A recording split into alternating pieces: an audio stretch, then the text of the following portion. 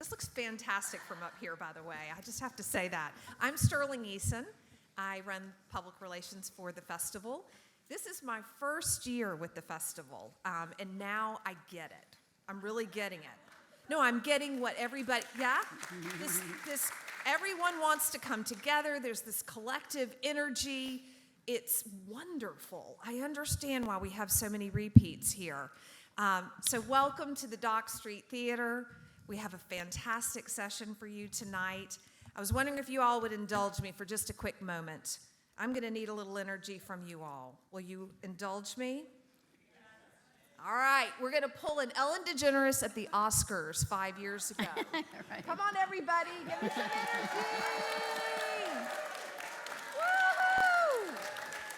Woohoo! Thank you for that. And I'm going to tag every single one of you, I promise. Okay, and as I said, I'm new to the festival, but one of the things that really drew me in to this team is not just the idea that Diana Wright, our artistic director, who curates and weaves this together, not only does she bring great fiction writers, she has a knack for looking out and seeing what is hitting our societies today. And this is a big one. And I love the fact that you can go to the festival and you can go deep into a story, and then you can also find out what's happening in a very timely manner. I'm going to talk fast because I like to talk. Okay, so I want to lay a few facts on you guys right now, okay? We know this is about ransomware, right? Okay, and we know that that is a malware that infects a computer, and it restricts access to the files. I don't want to assume everyone knows. And then it threatens to delete that data unless you pay a big sum of money, right? It is everywhere, guys. And these groups that are doing this, they have names like Lapsus, the Deadbolt Gang, Predatory Sparrow, and Charming Kitten. These are the names of these groups. Most of them are out of Russia and China and a few other countries. The global ransomware damages is looking to exceed $30 billion in 2023. People have to pay. Governments sometimes don't have choices. They have to pay to the tune of $60 billion. They attack every 30 to 40 seconds. And that is a time frame that is shortening every year with a frantic pace. In Costa Rica, they attacked and managed to cripple the import-export business, creating a national emergency for Costa Rica. And sometimes they will take a drone and they will strap a little laptop to it with a Wi-Fi on it, and they will fly it on top of a major building so that they can get access from above. They love attacking educational institutions because when COVID happened, all of a sudden we had everybody online and there weren't structures built for it. And then, of course, we know, and we're going to hear tonight about how they go after healthcare. In the book, The Ransomware Hunting Team, a band of misfits' improbable crusade to save the world from cybercrime by Renee Dudley and Daniel Golden. And we are so lucky to have Renee back here in Charleston. She used to live here, and she wrote for the Post and Courier. She is a tech reporter at ProPublica, and before joining ProPublica in 2018, she was a member of the enterprise team at Reuters. She reported extensively on issues with college entrance exams. She uncovered a U.S. higher education admissions system corrupted by systemic cheating on standardized tests. She's got it going on. She's one of those aggressive reporters that finds the story and brings it out, and that's what she's done here. She's a prime example of why local accountability reporting matters. Before joining Reuters, she worked as a reporter at Bloomberg News and at the Post and Courier here. And while she was here, her reporting led to an indictment and resignation of one of South Carolina's most powerful politicians. She has received the Society of Professional Journalists Pulliam Award in 2010 for her work upholding First Amendment rights while reporting for the Island Packet. Any Hilton Headers in here? And she will be led in conversation by Wenda Millard. Wenda, in April of 2022, so just this spring, was inducted into the Advertising Hall of Fame, the industry's highest honor. She is a media and marketing executive whose decades of experience include 20 years in magazine publishing for Family Circle, Ladies' Home Journal, New York Magazine. She is a digital advertising pioneer, having served on the founding executive team of DoubleClick and her head roles as Chief Sales Officer of Yahoo and CEO of Martha Stewart Omnimedia. She is the recipient of numerous awards, including Advertising Person of the Year and 100 Most Influential Women in Advertising in the Last 100 Years. Also no dummy. And she's on our board and a wonderful person. And we look forward to hearing the two of them dig deep into this fascinating story of ransomware hunters.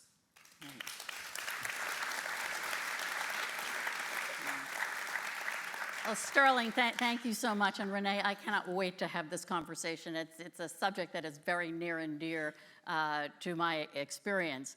And first of all, congratulations on the fantastic reviews for the book. I loved every page of it. So for those of you who have not read the book yet, and it was only published October 25th, so it is brand new. But ransomware, here's the way to think about ransomware. It's kidnapping for the digital age. And the Ransomware Hunting Team itself comprises an elite invite-only group of brilliant techies who, unpaid, have rescued millions of victims from paying ransomware to recover their data and thwarted countless crimes. So before we get into the book, Renee, this is, as Sterling said, this is not the first crimes that you've cracked. You've done so for Bloomberg and Reuters and Post and Courier. What draws you to fighting crime through journalism? Well, it actually goes back to my days at the Island Packet. And I had an editor who's in the audience with us tonight, Fitz McAdam, who, even though the Island Packet is a small paper, we acted like it was the New York Times. And Fitz ran it like it was the New York Times, and I was a young go-getter, and all of my colleagues were the same. And so we treated every story like it was an investigative story. We were reporting on the towns of Bluffton and Hilton Head, Beaufort County, and we went to zoning meetings, and we looked at the police blotter, and we went to respond to emergency situations. And we took every story as though we were going to tell somebody something that they didn't know before. And from the 20,000 circulation Island Packet, we uncovered things like a state law that restricted access to public records. You know, there's a state freedom of information law that entitles the public to know what's going on with public entities. And some vital records regarding emergency response were being kept secret because of lobbying from people who were connected to it. And that really influenced my career. In my opinion, all reporting should be investigative. And I took it from there. From the Island Packet, I went to the Post and Courier. Some of my most notable reporting there involved the former South Carolina House Speaker, yes, and some wheeling and dealing. And from there, I went, to Bloomberg and Reuters, and eventually to ProPublica, which is an investigative reporting mecca. Mecca for you, for sure. And it's just every place that I've gone, every story I do, I try to make it, I try to find something that shines a light on things that people don't necessarily want a light shined on. Well, this subject, people need to have a light shined on. The cybercrime is a very, as Sterling said, it is a multi-billion-dollar issue. So tell us a little bit, can you give us a synopsis of the book so that, because it's only been published since October 25th, probably many people in the audience have not read the book yet. But tell us, what is the book about? So it looks at the evolution of ransomware from this crime hitting up home users. Hackers would hit up home users for a few $100s, lock up their files on their home computers, pictures, university theses, things like that. And it's evolved into this global criminal enterprise. Ransoms are now tens of millions, hundreds of millions, I've even heard of billions of dollars per demand. And gone far beyond the individual. Far beyond the individual. Governments and hospitals. Major, right. There's been deaths distributed to ransomware. Yes. I mean, it's just grown beyond anything anybody could have imagined. So we look at the evolution of this crime, of the criminals behind it, through the lens of the Ransomware Hunting Team. The Ransomware Hunting Team is this band of misfits scattered across the globe. There's about a dozen of them. And in their spare time, from back offices, from their sofas in their living room, from their basements, they're helping us, helping victims who will never know their names recover without having to pay a demand to hackers, recover without contributing to that extortion economy. So one of the questions that I have is, how did you come across this group in the first place? Yeah, it's an interesting question. So I got hired to ProPublica as a technology reporter, but I have no interest or aptitude in technology. My husband handles all of our home IT. I can't program anything. I've learned a lot over the course of writing this book. Similarly, my former editor and co-author on the book, Dan, was a technology editor and had no interest or aptitude in technology. So we were quite a duo to be reporting and editing technology stories. But I did have a background in corporate investigations. And when I was at Reuters, I was hearing from executives who were in the IT space at big Fortune 500 publicly traded companies. Companies were not investing enough in cybersecurity. What is the fallout of that? They're getting attacked. What are they getting attacked by? This crime, ransomware. And I really hadn't heard much about it at the time. This was 2017, 2018. It was really gaining traction, but not in the news every day like it is today. And when I got hired at ProPublica, Dan and I had a discussion about, what are we gonna do? We don't have any technology sources. We have to figure out some project to work on. And I mentioned how companies were getting hit. Maybe we should look into whether they're doing enough to defend themselves against these attacks. And I said, I hear that there's this crime, ransomware. These companies are getting hit. They're hit up for quite a bit of money. And my concept was, they're publicly traded companies and they're not disclosing it to investors. Of course, there's SEC obligations. Investors need to know when serious things happen. And my editor stopped and said, what do you mean ransomware? What you mean, like files are held up for ransom like people are, like people used to be? Like kidnapping of files? He was really taken aback. And ever good at always coming up with the concept that's going to have the impact. He said, we'll do that story you said, but I think we should blow it out and we should look at ransomware, and there's got to be some US connection. So that's what I set out to find. And very early on, I came across Michael. Everybody in the ransomware world said, if you're interested in ransomware, you need to talk to Demon Slay 335. I said, who's Demon Slay 335? That's what he goes by. I found out that Demon Slay 335 is Michael Gillespie. And I tracked him down to his employer, which was then a Nerds on Call. I'm not making this up. That's the name of the company, Nerds on Call. Store in, can't make this up, the town of Normal, Illinois. Oh, no. Okay. And I called Michael at Nerds on Call, and I explained who I was. And Michael's wired different than a lot of people. And I said, I'm interested. I'm interested in ransomware. Everybody says you're the world's best. Can we talk? And he said, no. And then he hung up the phone. But I think this is very important because the ransomware team members as a group, and I think this is character, and I have worked with these geniuses for years, and they have very common characteristics in that they are fundamentally shy. They are also usually lacking in self-confidence. They don't seek or like public recognition.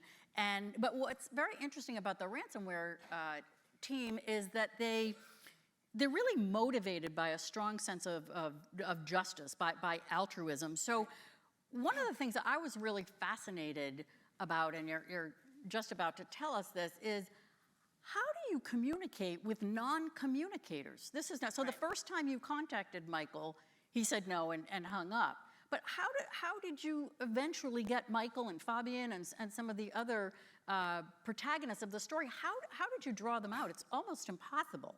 Persistence. Okay. That's what it comes down to. Like so many things in investigative reporting. I'll say that I contacted Michael that one time, and then I had a baby and went on maternity leave, and I kept just putting the bait out there for him to take. And I think he admired that he admired my interest. And that's the thing with Michael and other members of the team. They're so passionate about the tech, about the technology, about sharing what they know. And that's how this team sort of got up off the ground, sharing of ideas in this narrow space. And with Michael, he understood that I was interested in, that I was serious, and we started publishing stories in the series.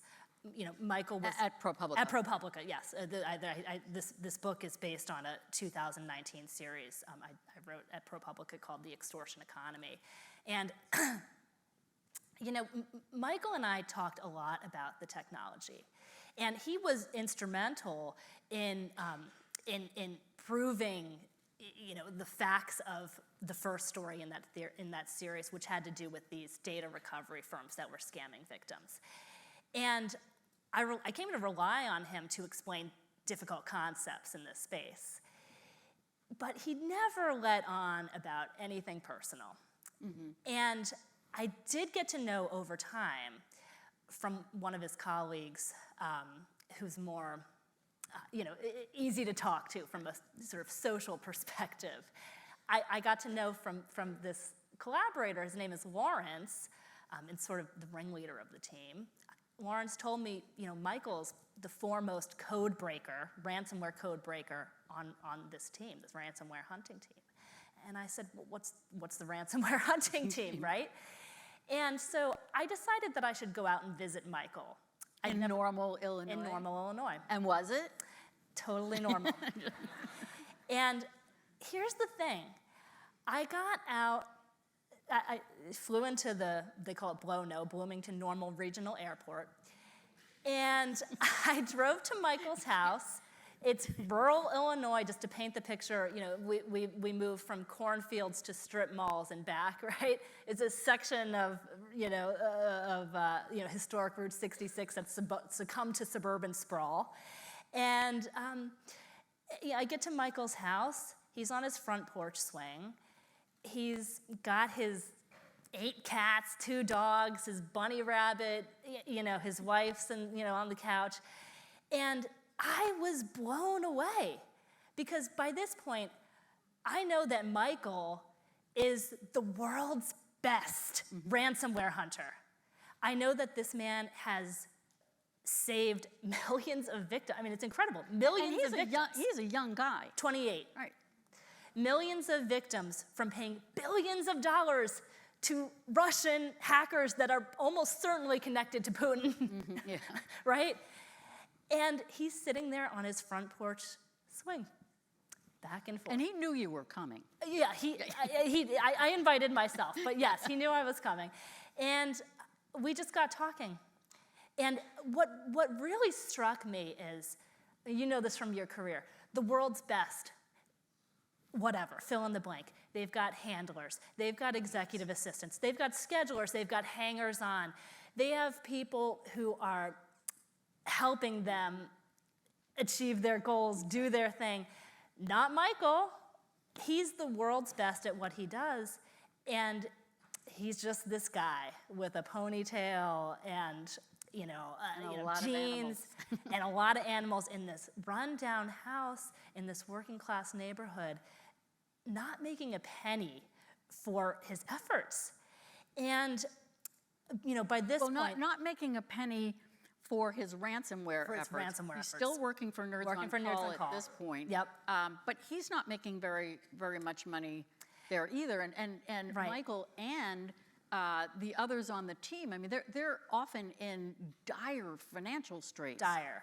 Which of these 27 bills can I afford to pay this month? Which two? That's exactly right. And so it's just an extraordinary mindset that they have. So I want to ask you also, the victims of ransomware, whether it is governments, whether it's major corporations, they didn't necessarily want to cooperate with you either, at least at the beginning, because there's the issue of brand tarnishing. Exactly. They don't want to admit that they're victims of ransomware. So, but you got the corporations, and we'll get back to Michael for sure, but you got the corporations to talk to you as well, and they at least initially were as unwilling to have these conversations as Michael and the others were. How did you get them to talk to you? They didn't talk as much, frankly. They didn't, because you're exactly right. Nobody wants to admit that this is a problem they have to face. Right. They don't report it to the SEC. We actually did a story for ProPublica that became a part of the book about how ransomware is the word that can never be said in an SEC filing. Yes. Because it frightens people, it scares investors. That means that you've let your cyber defenses down, you're not on your game. And companies are loath to admit that they even have to, that they've ever been hit, that this is even a concern for them. And it's a real problem. It's a problem. One of the many issues here is that because people are so unwilling to come public with ransomware, the US federal government has no concept of how big of a problem it is. Michael, to put things into perspective, Michael has a website called ID Ransomware. He built this, got it off the ground as total public service. Any victim could upload, if after they've been hit, upload a sample encrypted file. They can't open this file. They put it on Michael's website, and he'll tell you, his website will tell you what kind of ransomware it is, whether there's a free public tool to help you unlock it for free, developed by the hunting team, Right. And how to get that. And it cross-references it, the sample, you can cross-reference your network against a site that checks for vulnerabilities. So you can plug the hole. He does all of this for free. For free. So to put things into perspective, more victims come to Michael's website in one day than report to the FBI in an entire year. And we're going to get at that whole situation with the FBI Right. a little later in the conversation. But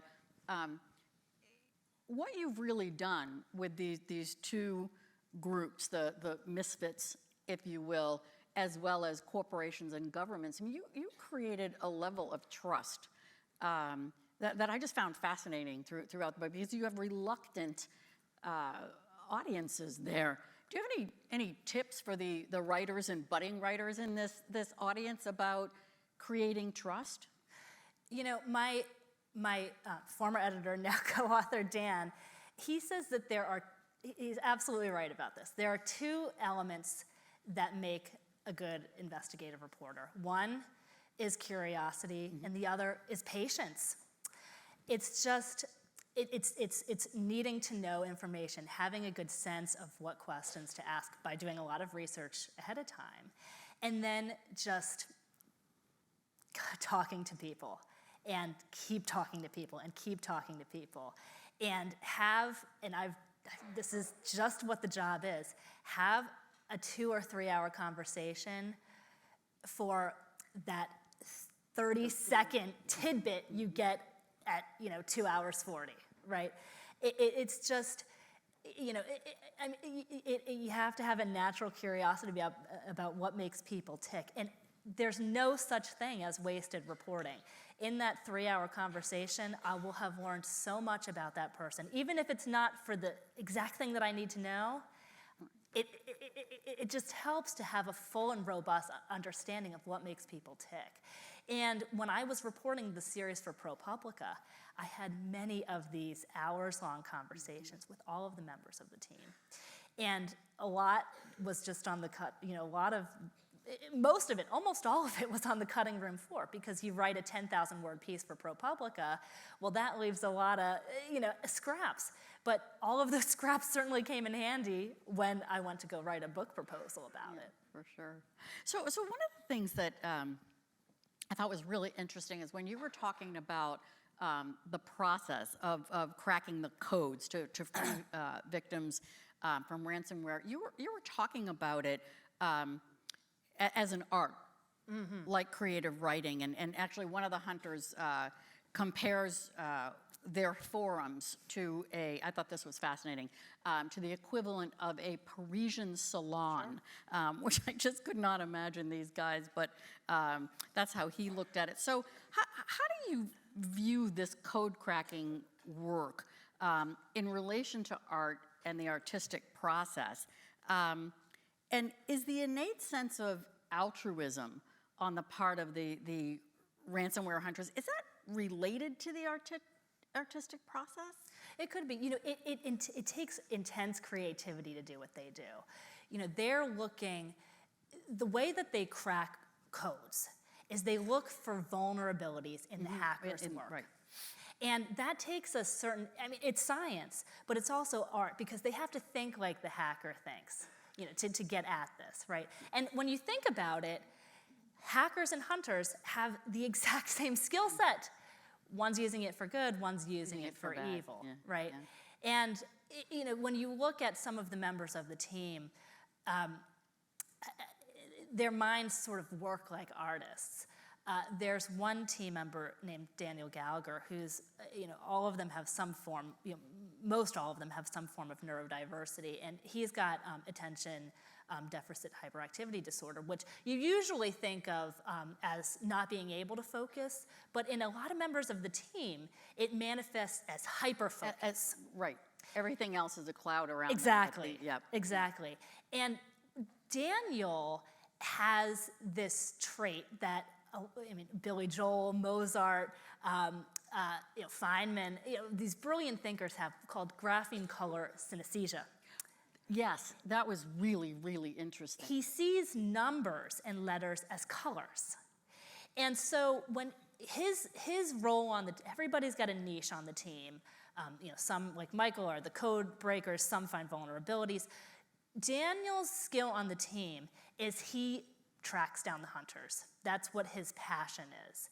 And so one of the ways he does that is he tries to home in on IP addresses to try to figure out where in the world they're coming from. Right. And IP addresses, if you've seen them, it's just a string of looks like gibberish, not to Daniel.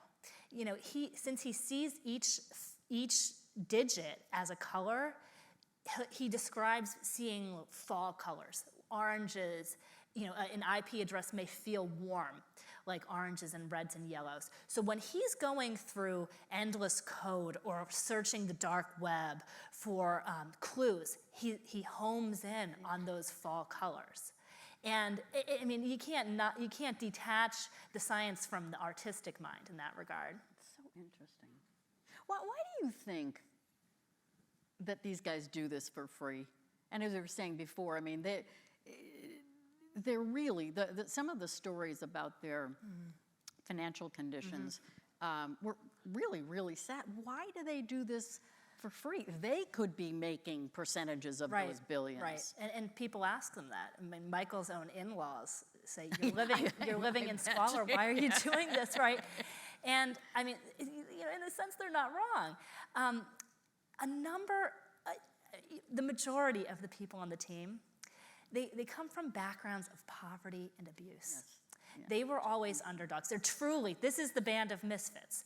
They've always been the underdog. And I think a lot of them see this public service as fighting back against the bullies that bullied them in their childhoods, or their abusive parents, or another reason, they're no stranger to poverty. And they think about the victims, especially in the early days, students, or ransomware's a global problem. People in third world countries, people who might have been doing things they weren't supposed to, like pirating software, but they think, who pirates software? People who can't afford it. They might have needed that software to do their job, to earn a living. And I think they're motivated by this sense of justice. I know for sure Michael sees, for a lot of them too, the internet is their intellectual home, and they don't want bad guys in their home. They see these hackers as, you are on my turf. I don't want you here. This is my way to fight back. A different form of home invasion. Exactly, exactly. So just sort of picking up on that for a minute. So you're really researching in an environment that is it's all online. All of your subjects are living online, and everything else that you investigated and have won awards for, whether it was your work with Walmart Inc. or the work with government, et cetera.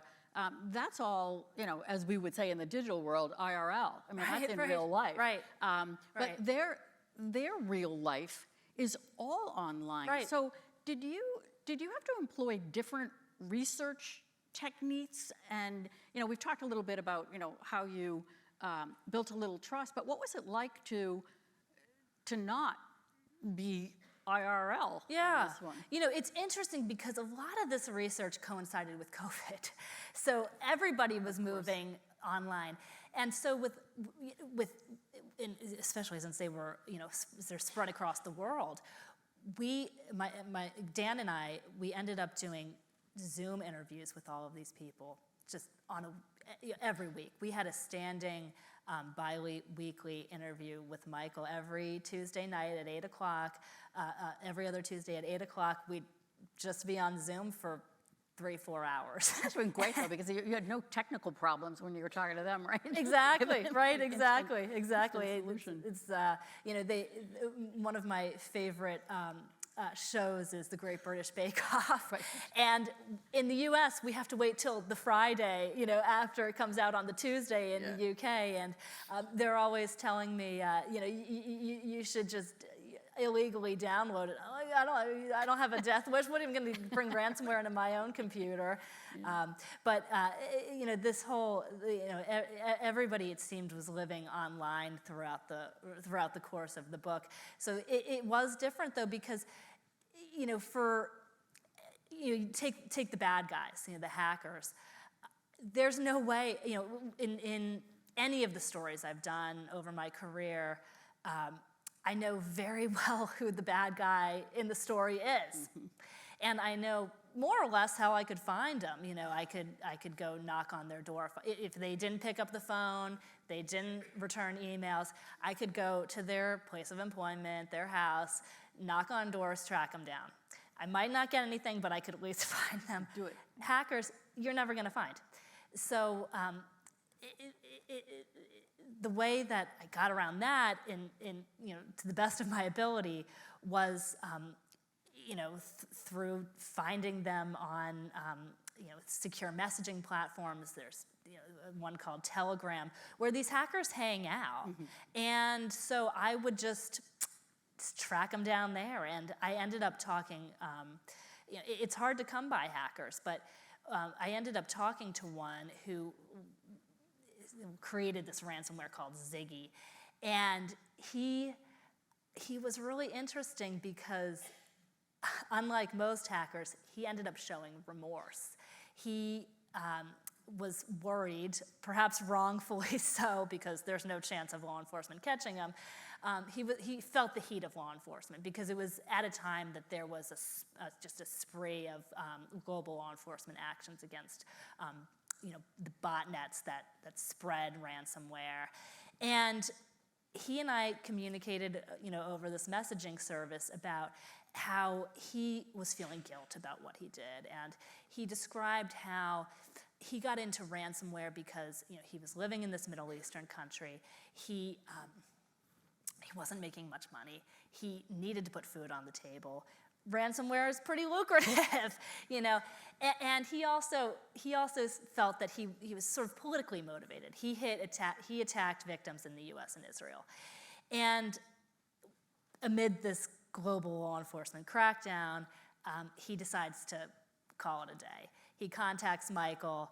He says, I want to hang up, from all of this. Here's my keys. Can you please create a decryptor and save these victims? Michael, of course, says, sure I can. He complains, he begrudgingly, because it was the Sunday when he was already doing lots of other work, and he, was trying to take a rest, but he did it. And the hacker ended up giving refunds. This is unheard of. He ended up giving refunds to people that he had attacked. So to answer your question, it's a long way of saying it was uniquely challenging. Can't knock on doors, right. But there are ways to find them nonetheless. But there are digital doors. There are digital doors, exactly. Yeah.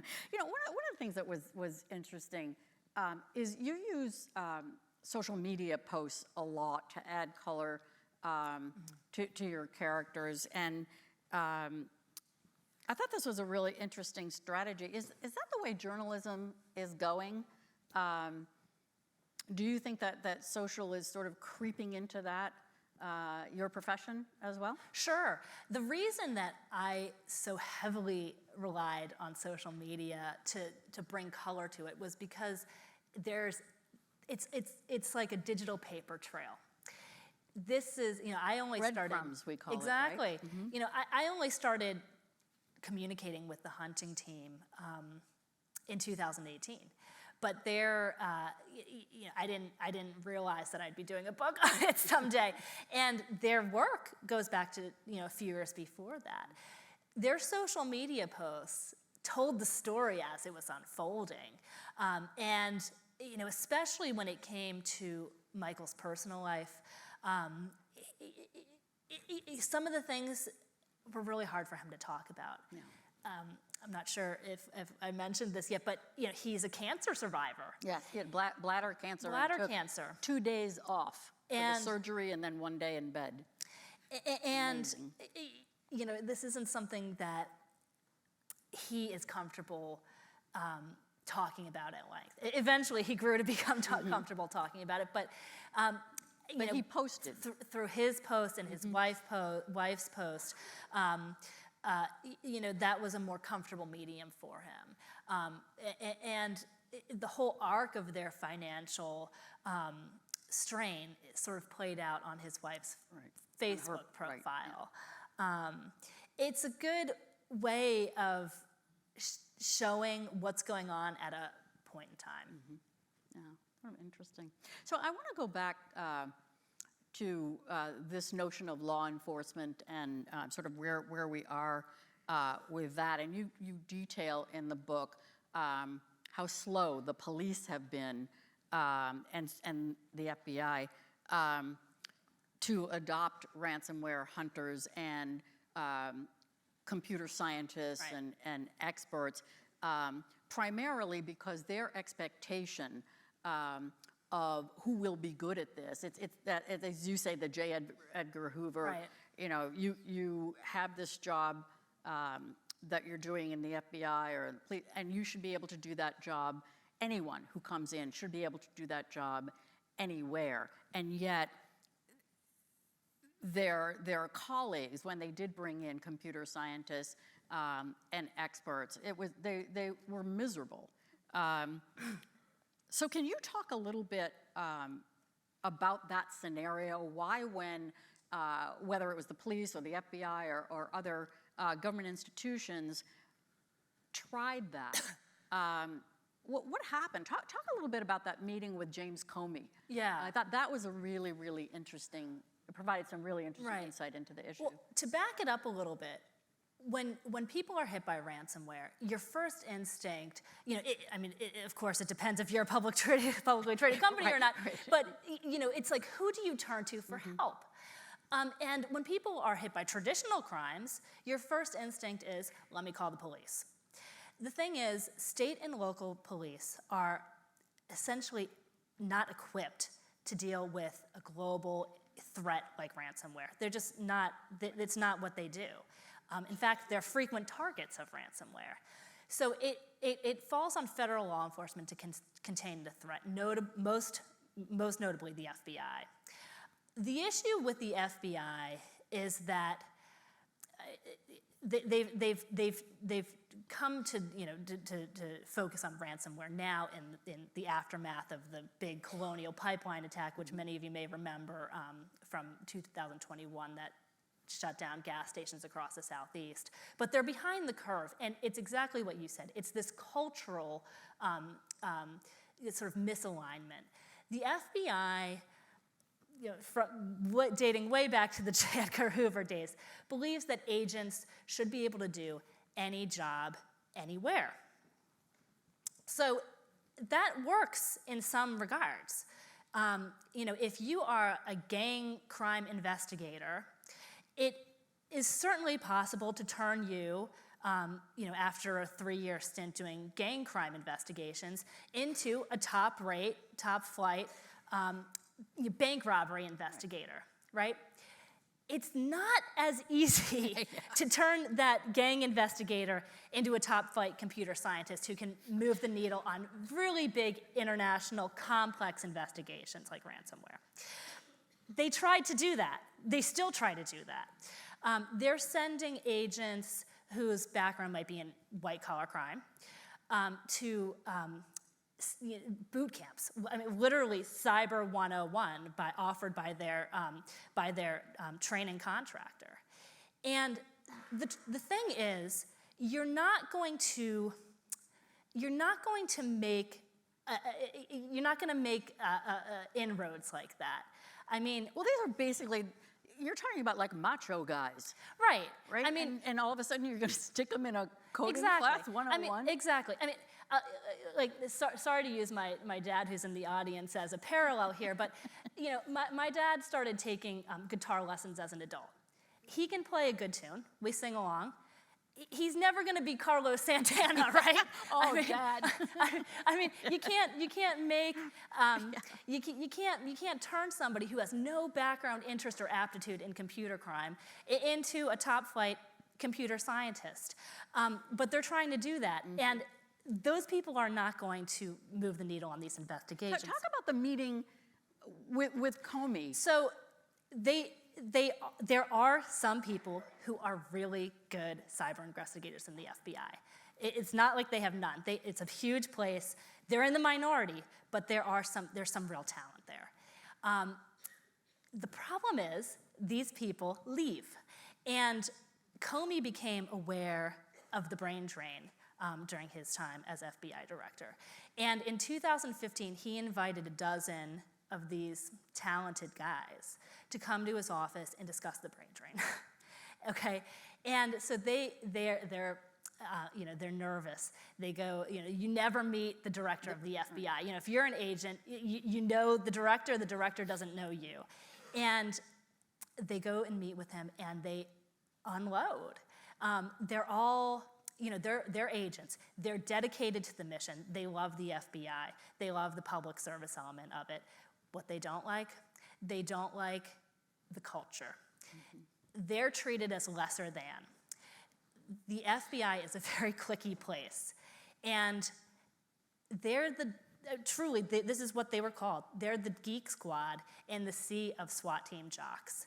And their skills were just not valued. They felt that when they tried to elevate priorities like ransomware, they were knocked down. Ransomware was considered, according to the people who were in this meeting, and for years before and after, ransomware was considered an ankle biter crime.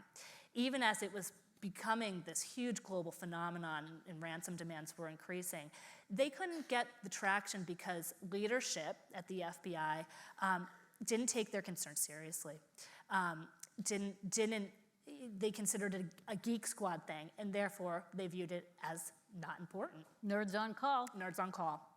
But when you think about who you want investigating cybercrime, you want guys like the Ransomware Hunting Team.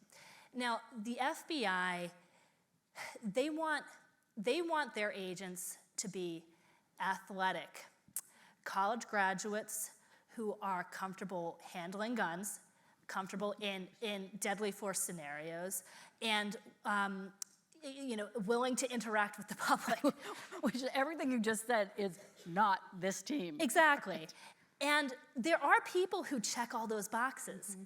There's just not enough of them. Yeah. And we had an op-ed in the Times last weekend. I was just going to actually, if you let me, please, read the first couple of paragraphs.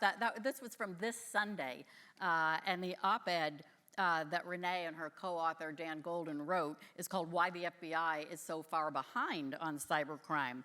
And they write, there are many factors behind the stunning rise of ransomware. Our reporting found that one of the most important is the Federal Bureau of Investigation's outmoded approach to computer crime targeting people and institutions in the United States.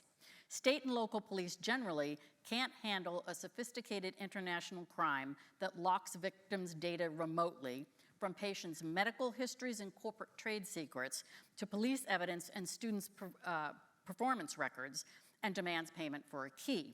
Many police departments have themselves been hamstrung by ransomware attacks.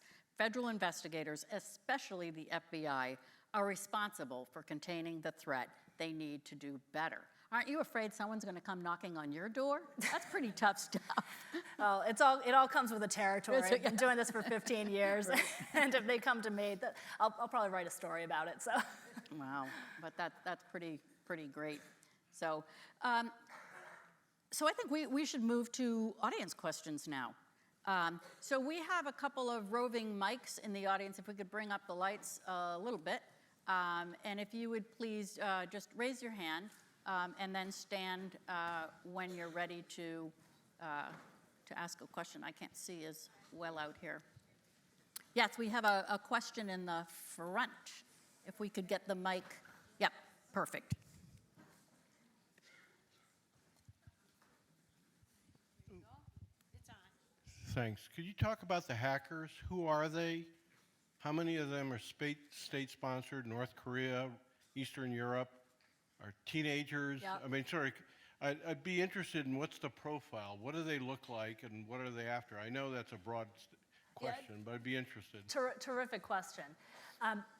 It spans all of what you just said. Some of them are teenagers, like the guy I mentioned earlier who was running the ransomware and then felt remorse. But there is mounting evidence that a lot of this stuff, if it's not being done at the behest of enemy governments like Russia and Iran, it's at least being done with their protection. And I mean, I can give you a very good example of that. I can't make this up. There's a ransomware whose operator led a sprawling criminal enterprise called Evil Corp. I mean, that's literally what they go by. And the mastermind of Evil Corp is a guy named Maxim Yakubits. And Maxim Yakubits, his father-in-law is this ex-Spetsnaz, friend of Putin, essentially. And he's devastated American victims, hospitals, companies, household name companies, schools, and all the rest.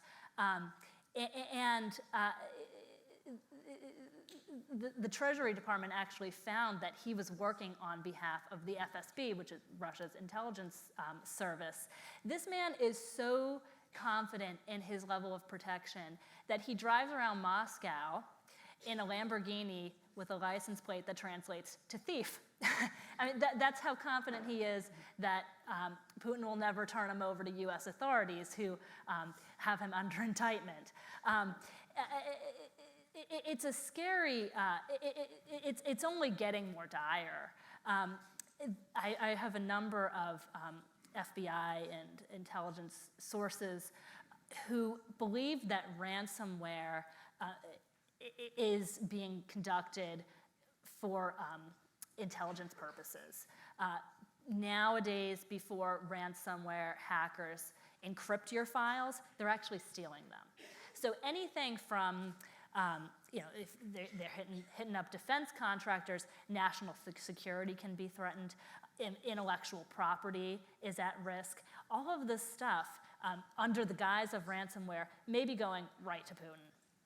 And they're not only, they're stealing it and selling it Exactly. before you pay the Right. ransomware, and you can't tell Right. as Well, a victim. Yeah, I mean, the idea is when they're stealing it, it's a lever in negotiations. So, if perhaps the ransomware hunting team has cracked the code and you can recover for free.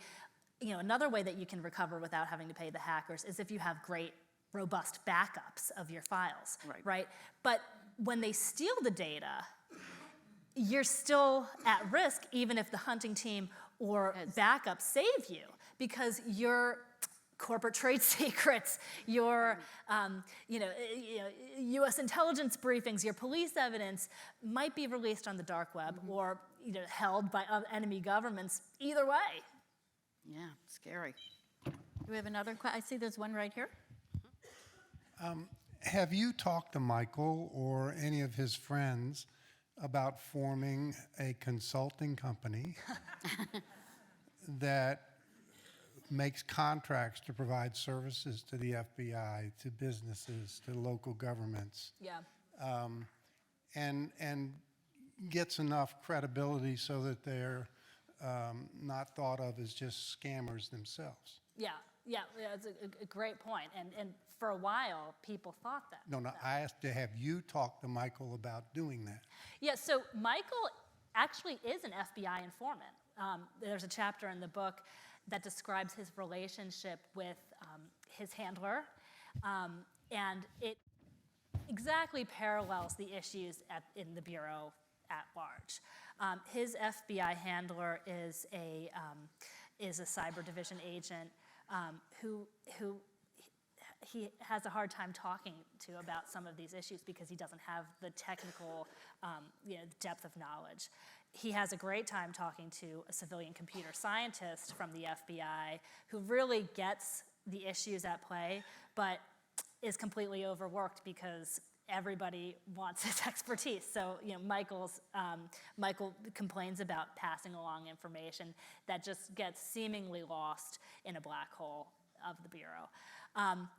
Now, what I'll say to your point, after the colonial attack that put ransomware on the national stage, put it on the front page every day, FBI Director Chris Wray compared ransomware to the 9/11 attacks. And it's at that priority level now.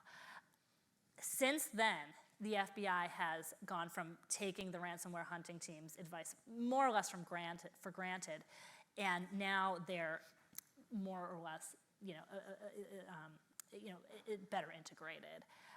They're taking, what'll happen is the hunting team will crack a ransomware, and they can't just broadcast that they've cracked it because then the hackers get tipped off. So they'd have to sort of use their networks to kind of spread the word about it so that the hackers wouldn't fix the cryptography. Now that they're cooperating with the FBI and that the relationship is stronger, this has been a huge, huge development. And now that this relationship is working better, the FBI, when victims come to the FBI, the agents can tell them, actually, these guys have cracked this, and we can help you get back on your feet for free. And it has the incentive, finally, victims have an incentive to go to the Bureau with news. I know, we're all working. I see. So Michael's story I told as a part of the Extortion Economy series for ProPublica. And when his profile ran, people came knocking, and he got a better job. And he's been happily employed there since that profile ran. Yes? Hi. I have a question about the SolarWinds attack, because what I thought was interesting about that is the fact that they just paid, and that's all of a sudden a loss that's reportable on a balance sheet. So for a publicly traded company, there's a actual concrete, non-abstract dollar amount that not having cybersecurity, plays. I also, this figure might be old, but it was like fewer than 2% of Fortune 500 companies have a cybersecurity specialist on their board. What percent? Fewer than 2%, and the number, like give or take a percent or two, but it's a minuscule number of Fortune 500 boards have a cybersecurity specialist on their board. Do you see it becoming faster just to pay it and just writing off the loss? Yeah, absolutely. So SolarWinds wasn't ransomware, so that's a little different, but it does show the nature of the state-sponsored nature of these attacks. Your second point is excellent, and that we make a big deal about that in the book. Part of the whole extortion economy is the insurance industry. And for years, they were selling cyber policies like hotcakes. And ransomware, was taken off. And as time went on, they were just paying out the ransoms just because it was the expedient thing to do. When you have a cyber insurance policy and you're a big company or even a small company or a medium-sized company, often those policies cover things like business interruption, lost revenues. And when you think about how much those costs can mount quickly, the insurers saw it as cheaper, just to pay out. And I saw that this was happening when I was working on the ProPublica series. And it struck me that the more that you pay out, the hackers are going to realize, you're fueling the economy. The more you pay, the more hackers are rewarded, the more lucrative the crime becomes, the more people get involved, the more ransomware proliferates. And I remember speaking with a representative a spokesperson from the National Insurance Association about this phenomenon. And she compared it to auto insurance fraud. It happens. Is it easier just to pay a fraudulent claim and move on and not get law enforcement involved? Yes, it is. But you can't do too much of that because then everybody's going to light their car on fire, And so this is what's happened with ransomware. And now it's gotten to the point where ransomware hackers are aware of cyber insurance policies, and before they lock your machine, they're rooting around in your network. And they actually do a network search for the term insurance, find your policy, see what the limits are, see what will be covered for demand, and then peg their demands to the coverage limits. And they're paid. They're paid. And now this has come full circle, and the insurance companies are both raising premiums, obviously, and they're not. The new policies will say we won't pay demands because they know that this has just gone so far out of control. I think we have a question down front here. Oh, one there. You mentioned about Putin and ransomware. This morning, our first session was about appeasement. You may have heard it, Hitler and Putin. Mm-hmm. And it seems to me that the issue of ransomware is crucial, and I'm glad you were researching it.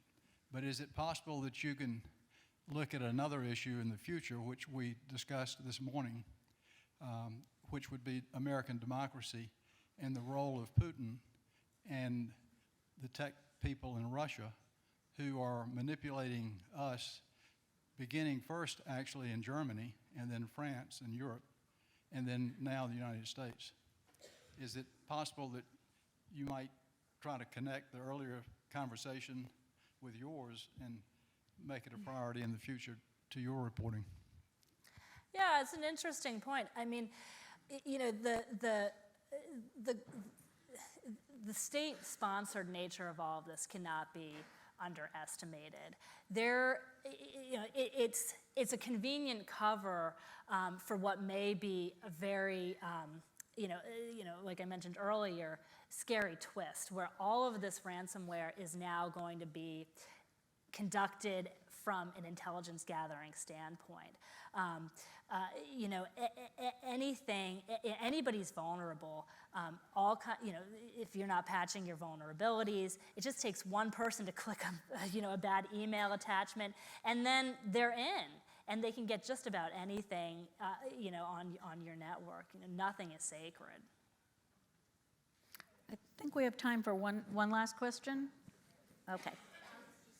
If you are aware if the FBI is going down the chain a bit, because you are talking about low-hanging fruit of huge companies that are being, you know, held up for $100 million, but we're seeing the young and the old be targeted in an alarming way in the U.S., where, I mean, you know, luckily I'm in the computer industry and I know not to click on all these emails and texts I'm getting now daily. And young people are being held up. Like, I've read so many alarming stories about young people are clicking on something sexual and getting into something, and then they think they're talking to another person, but they're actually talking to a computer.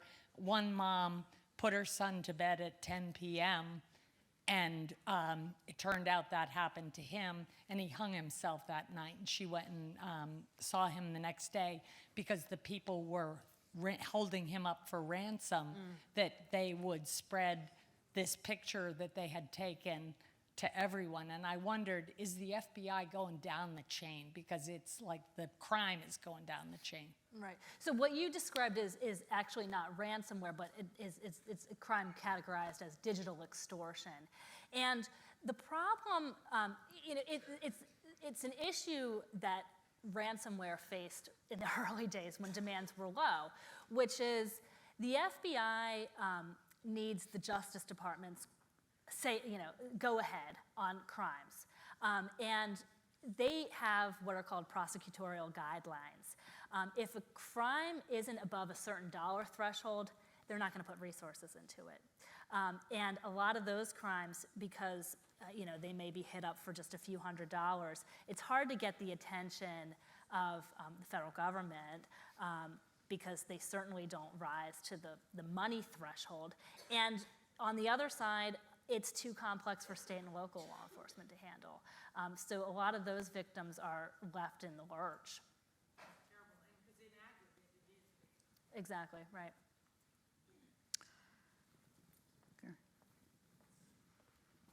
Thank you so much. Wasn't that interesting, guys? Thank you, Renee. Thank you, Wenda. And I want to say a big thank you to Lee and John McNary, because their generous support brought this session to you tonight. These are the kind of conversations we need to be having. Spread the word. And we're here again tomorrow and the next day and the next, so jump on your computer and find out the next session. Renee will be signing books in the lobby with our wonderful partners, Buxton Books. Please buy a book, get it signed, and don't forget, buy 2, because the holidays are on their way. Thank you, ladies. That was wonderful.